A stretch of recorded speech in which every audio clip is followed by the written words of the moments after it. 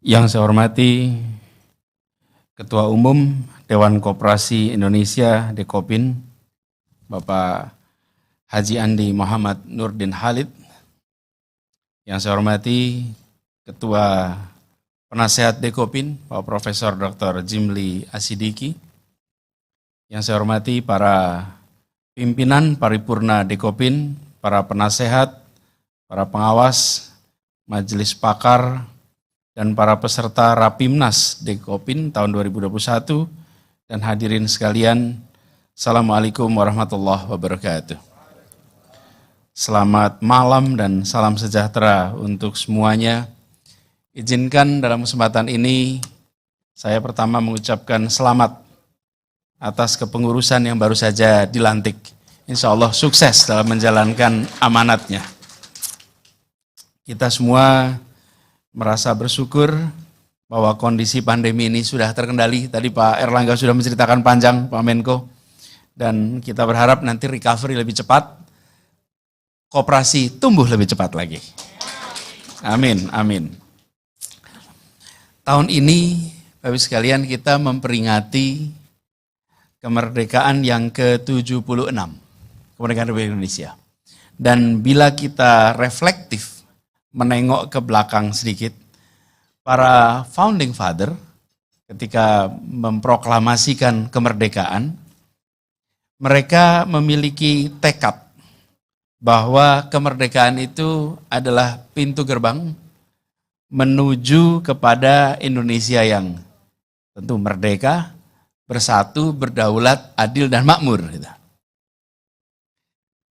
Merdeka, bersatu, berdaulat, adil dan makmur itu sesuatu yang harus diperjuangkan. Tidak hadir tiba-tiba dan tidak hadir otomatis. Sama seperti kebinekaan. Kebinekaan, keberagaman itu adalah ciptaan Tuhan. Tapi persatuan itu diusahakan oleh manusia. Kebinekaan bukan ciptaan manusia. Itu ciptaan Tuhan, sunatullah itu. Karena itu tidak perlu dibangga-banggakan. Bukan bikinan kita. Tapi bersatu itu ikhtiar kita. Sama, kekayaan alam yang luar biasa ini, itu ciptaan Tuhan. Bukan buatan kita, itu fakta. Tetapi menjadi adil dan makmur, itu adalah usaha kita. Nah, ini yang harus kita garis bawahi. Bahwa kita memiliki kebinekaan, kita memiliki kekayaan, tapi bersatu, adil dan makmur adalah usaha kita. Dan disitulah kemudian koperasi ambil peranan untuk itu. Jadi Bapak sekalian, kalau tadi menengok rekaman kilas balik ya perjuangan koperasi itu, Bung Hatta ini secara eksplisit ini menyatakan dalam pidatonya dalam peringatan pertama Hari Koperasi tahun 52. Karena Hari Koperasinya mulainya tahun 51, betul ya?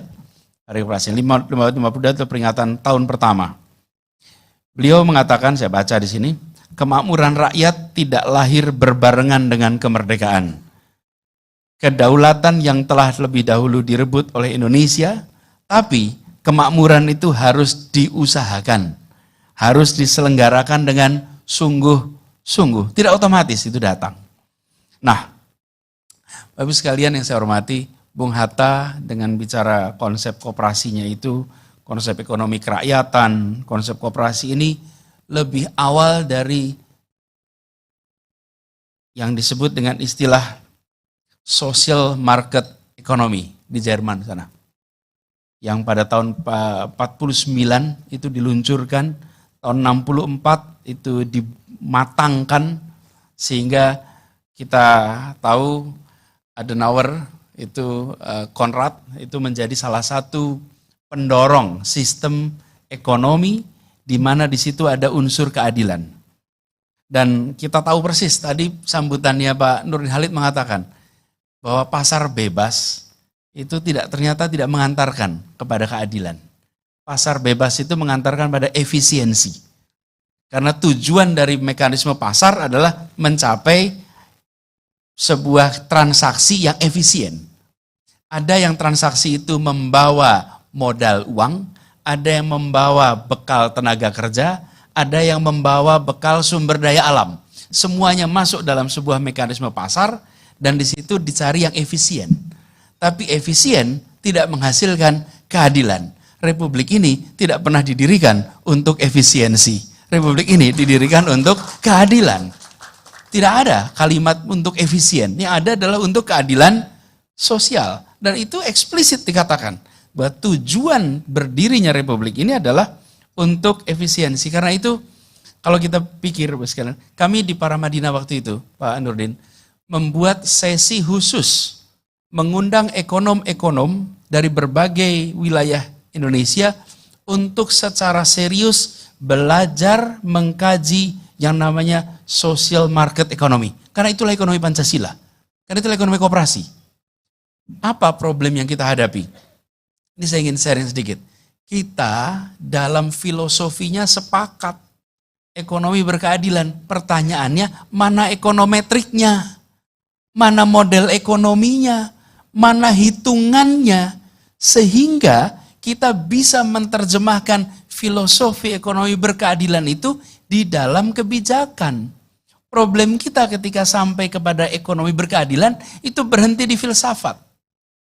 Di filsafat semua sepakat. Pertanyaannya penerjemahannya seperti apa? Tidak banyak bangsa yang secara serius menerjemahkan itu, termasuk kita. Kita belum. Karena itulah kenapa waktu itu kami tengok di Jerman. Apa yang terjadi di sana? Mereka turunkan itu yang namanya social market economy di dalam model dan teori ekonomi yang bisa diterapkan untuk kebijakan. Sehingga keadilan itu dimasukkan di dalam mekanisme pasar. Jadi kalau kita biasanya begini, pasar kerjakan, yang gagal lewat pasar nanti disubsidi sama pemerintah. Kan gitu kira-kira. Kalau yang tidak berhasil di pasar, nanti kita bantu lewat subsidi. Tapi pasar tidak diminta untuk menghasilkan keadilan. Pasar tidak diminta untuk menghasilkan keseimbangan, kesetaraan, tidak. Yang gagal nanti kita subsidi. Yang tidak berhasil disejahterakan lewat pasar, nanti pemerintah turun tangan. Sementara seharusnya kalau kita bicara Pancasila, koperasi, semuanya dimasukkan dalam satu sistem, di mana proses perekonomiannya menghasilkan keadilan. Itulah yang harus kita tuju sama-sama. Jadi ketika melihat apa yang dikonsepkan Bung Hatta, kemudian sekarang kita melihat bahwa koperasi, Dekopin nih yang punya tanggung jawab moral dan punya tanggung jawab konstitusional. Saya rasa ini saatnya. Kenapa saatnya ini baik? Karena baru selesai pandemi, Bapak Ibu. Pandemi ini menghentikan pasar. Biasanya krisis itu terjadi karena ada gangguan di supply atau gangguan di demand. Salah hitung, terjadi krisis ekonomi. 97, kira-kira sederhananya salah hitung. Pinjaman jangka panjang dipakai untuk urusan jangka pendek. Terjadi shortage dan lain-lain. Lalu ada currency crisis, ada financial crisis, ada economic crisis. Nah sekarang yang kita hadapi berhenti dua-duanya. Supply berhenti, demand berhenti.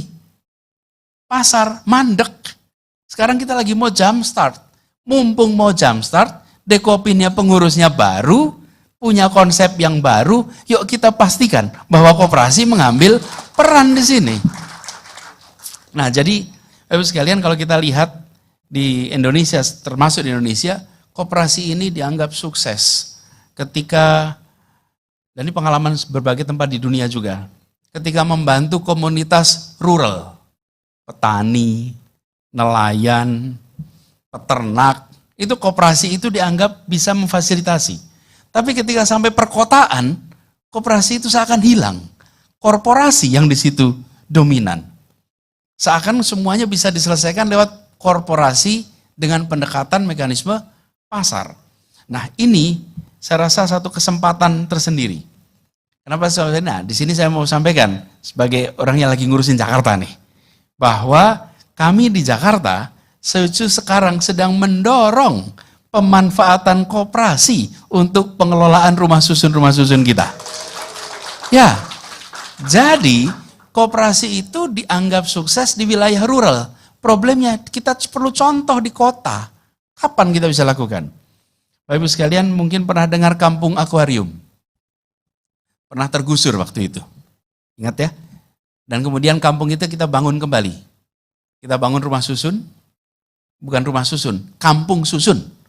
Karena kalau rumah susun itu deretan kotak-kotak rumah yang tidak nyambung satu sama lain. Yang mau kita bangun kembali itu bukan rumah, tapi kampungnya. Kampung itu sosiologis. Kampung itu bukan tentang bangunan. Kampung itu tentang interaksi antar orang. Kampung itu khas di Indonesia. Bahasa Inggris itu punya 1 juta kosakata. Bahasa Inggris. Bahasa Indonesia cuma 135.000. Bahasa Inggris 1 juta kosakata. Tapi dia tidak punya kosakata untuk istilah kampung. Jadi apa yang terjadi? Dia serap dari bahasa Indonesia. Jadi kampung itu sekarang menjadi bahasa Inggris. Karena dia tidak menemukan padanan dari konsep kampung. Kalau tidak ditemukan padanannya, dia tidak bisa inovasi. Dia harus serap dari kita.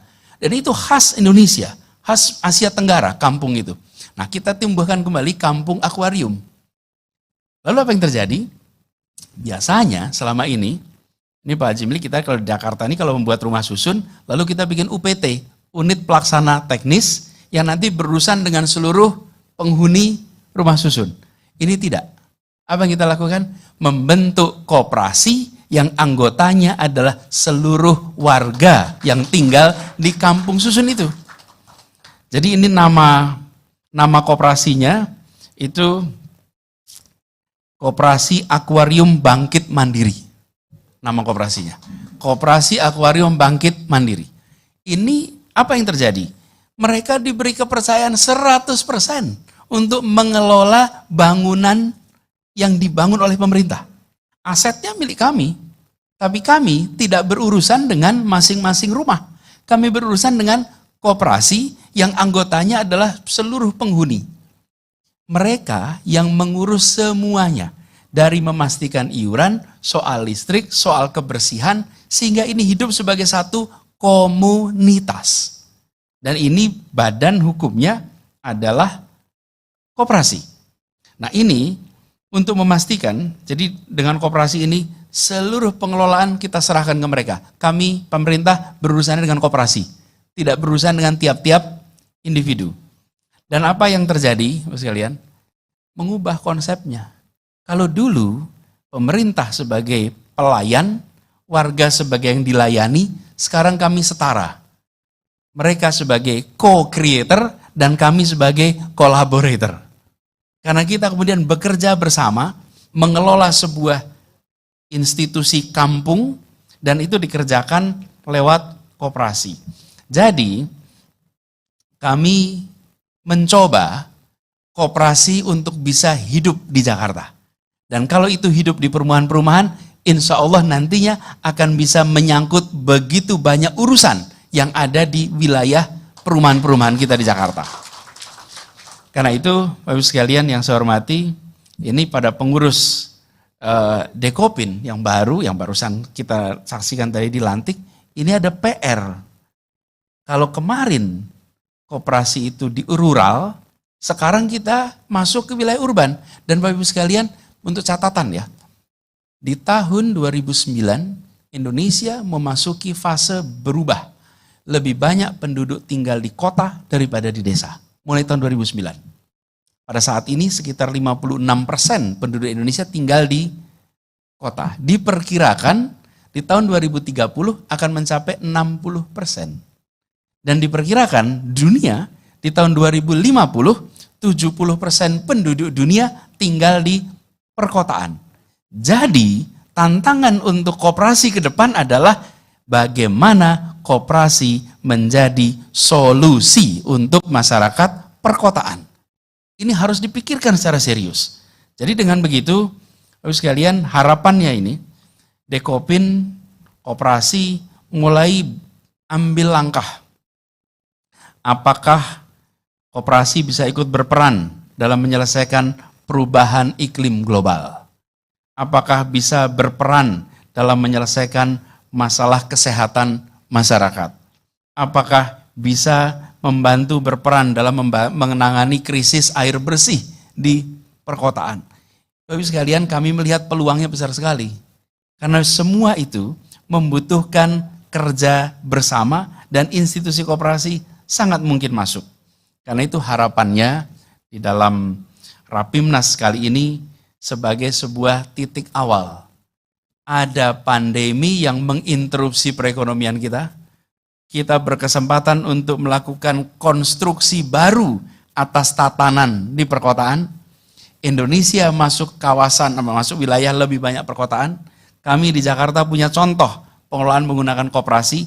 Mudah-mudahan nanti Rapimnas ini bisa menghasilkan, atau Rakernas ya, Rapimnas bisa menghasilkan terobosan-terobosan untuk koperasi makin relevan dan bermanfaat untuk kota-kota dan Indonesia di masa depan.